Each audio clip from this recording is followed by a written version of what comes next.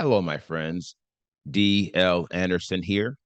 Welcome back to Transformation by Truth podcast as we share the truth concerning these last days and what you must do to save yourself from the violent times that are just ahead. Today's podcast is a word of truth accounting of the end times. The end is coming. The end is near. Today's podcast is entitled End Times 232, The Sequence of the Restoration, Part 2.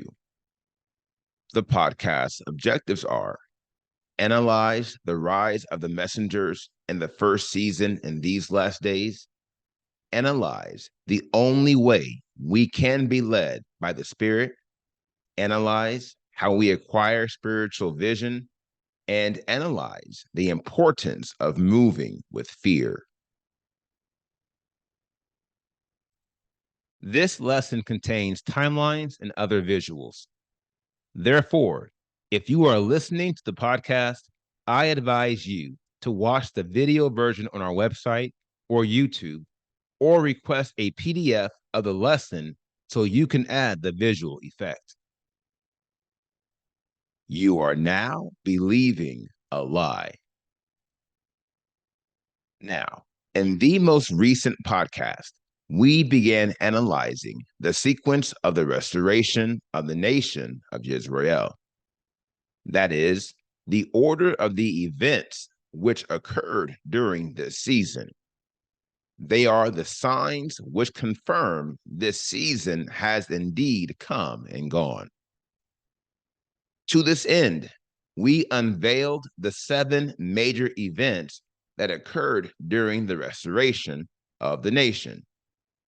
And we came to see the order in which they occurred.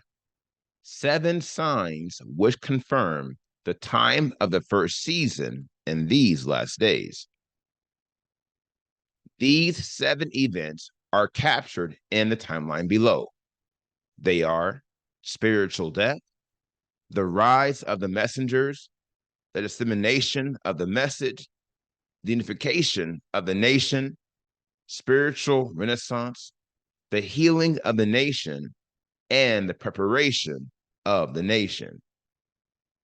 These events all occurred approximately during 2000 CE and 2020 CE, i.e., we just witnessed it. Now, in the most recent podcast, we analyzed the first event in this timeline, that is spiritual death. And we used the word of truth to prove the nation was in a state of spiritual death at the beginning of the restoration. From now, we will analyze the remaining 6 primary events that make up the restoration of the nation, using the word of truth to validate their occurrence and the order in which they occurred. That brings us to the rise of the messengers, an event highlighted by men and women authorized by Elohim to teach and preach the restoration message. Now, the key here is that these messengers were authorized by the Father. They were provided spiritual license to speak on his behalf. Here is why this is important. The same manner in which Elohim raises up his messengers to champion every great work within the earth, the enemy raises up his messengers to counter these great works and to lead every slothful servant astray. Here lies the inflection. Namely, the messengers of Satan are not preaching an altogether different message. As a matter of fact, they are preaching a very similar message. The primary difference is that the message they are preaching has been contaminated with errors. It contains some of the authentic components of the restoration message, but it also contains fractions of untruth and it contains lies. Here lies the problem. The focal reason why the enemy has taken this approach and the impetus behind the rise of an army of false prophets who are preaching a contaminated version of the restoration message. I ask you to consider the following interest point carefully and beware. All it takes is one error to compromise any doctrine and all who follow it, even if every other component of said doctrine is true. Satan knows this, and thus he doesn't try to deceive the elect with bold-faced lies and obvious errors. Quite the contrary, he seizes and vilifies the truth by adding a small fraction of untruth to it, creating an altogether different doctrine. Here's what he's betting on. He's betting that you're not going to be diligent enough in your spiritual studies, prayer, fasting, and focus to identify the small fraction of untruth he inserted into the equation. And since the rest of the doctrine is, in fact, true, you will receive it. And in receiving, you are now believing a lie.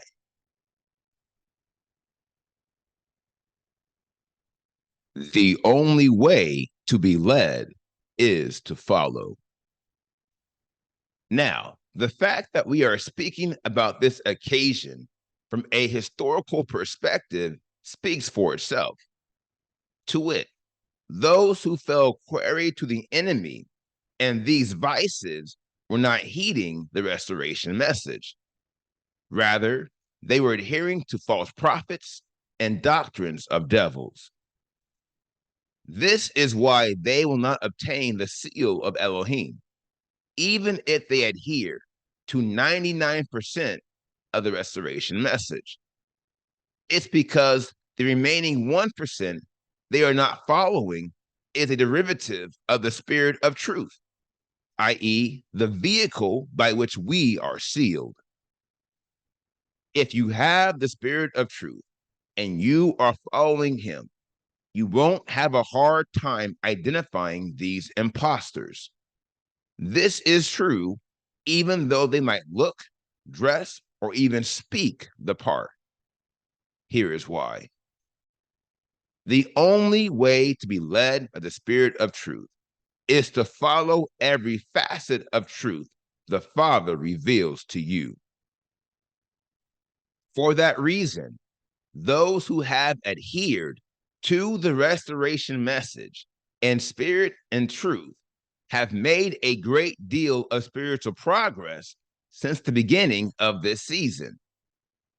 On the other hand, those who have not adhered to the true message of restoration have not made spiritual progress, for it is impossible to progress the work of the Spirit without wholly adhering to his direction. This is why many assemblies who claim to be of the restoration are as divided and as convoluted as the conglomerate church. It's because they adhered to a messenger who was neither licensed nor authorized by Elohim, and thus their message was not true restoration. For where there is no authorization, there can be no license. And where there is no license, there can be no spirit. And where there is no spirit, there is no truth. For one half of the truth, or any other fraction thereof, cannot be classified as truth. Acquiring spiritual vision. Now, this brings us to the third major event within the restoration of the nation of Israel. That is, the dissemination of the message. This event should be looked at as a validation of the true messengers who were licensed to preach and teach the restoration message.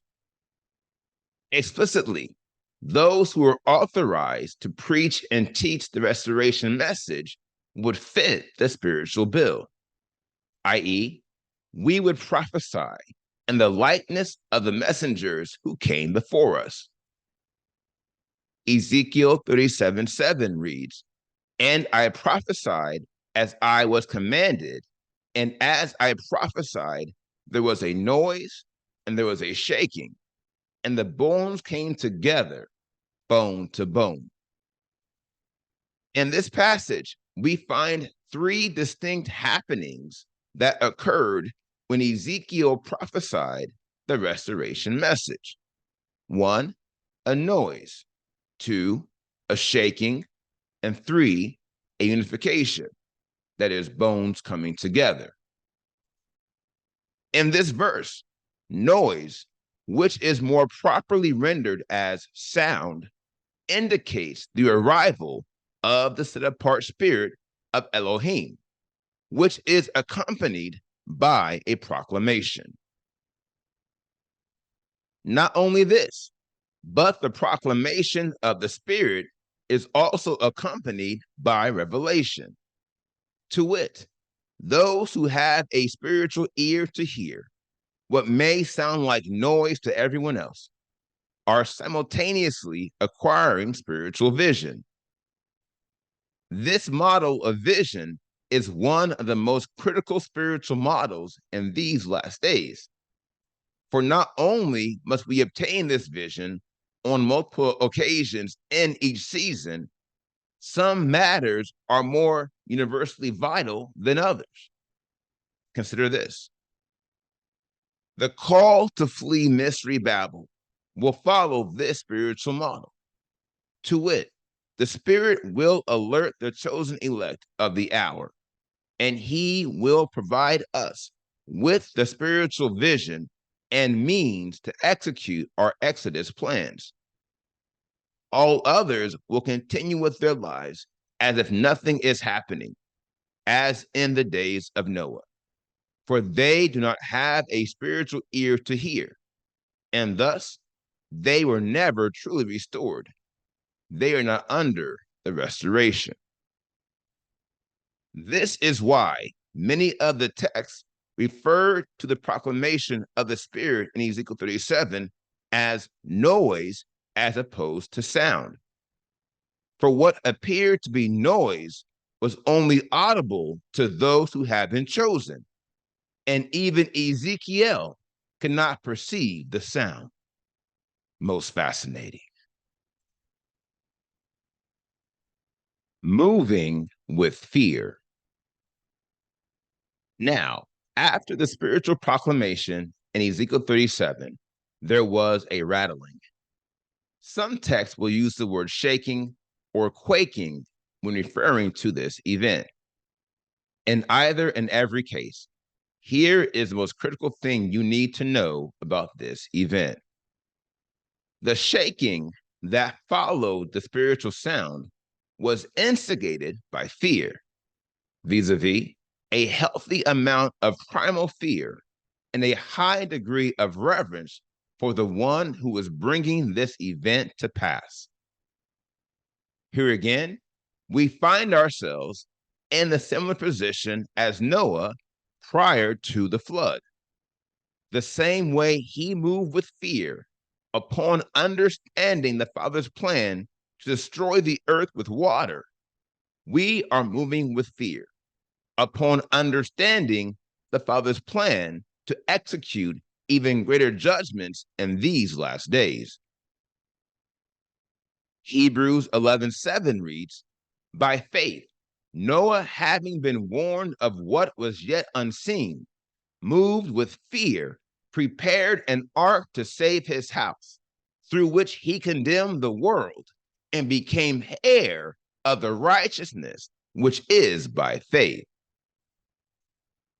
This brings us to the third and final event associated with the dissemination of the message. That is, the unification of the chosen elect. This is the part in Ezekiel's prophecy where the bones begin coming together. Now, it shouldn't be too difficult to understand how these bones represent the nation of Israel. Neither should it be too difficult to conclude how the unification of the nation is established upon the proclamation and the shaking. That is to say, the Father is not unifying everyone who claims to be of the restoration. He is not bringing together everyone who uses his name or the name of his son. Neither is he coalescing a physical seed of man. On the contrary, Yahuwah is unifying a set-apart people who have responded to the message of restoration in spirit and in truth. You'll know because these chosen ones are not linking up for non-spiritual purposes or non-spiritual bases. Quite the contrary, the unification of these faithful few is as dynamic as the moving of the Spirit. It is not casual. It is official. It is not happenstance. It was preordained. It is not man-made. It is the will of Elohim. And like Noah, one of the primary expressions of holiness, which unites us and binds us together into one, is the fear of Elohim. We too are moving with fear and preparing an ark to save ourselves and our families. Malachi 3:16 reads, "Then shall those who fear Yahuwah speak often to one another, and Yahuwah listens and hears, and a book of remembrance be written before him of those who fear Yahuwah and those who think upon his name." Remember, something worse than the flood is coming, and surviving it is not something we can do on our own. And thus, Elohim is unifying those who heard the sound and were shaken. And now we stand hand to hand, bone to bone. We are making our preparations, and soon we'll be going home. Now, here is the final word. Now that you know the truth of the message, whose report did you believe? I ask this question somewhat facetiously, for the majority have made their beds and will never recover from the miscalculations they made during the first season and these last days.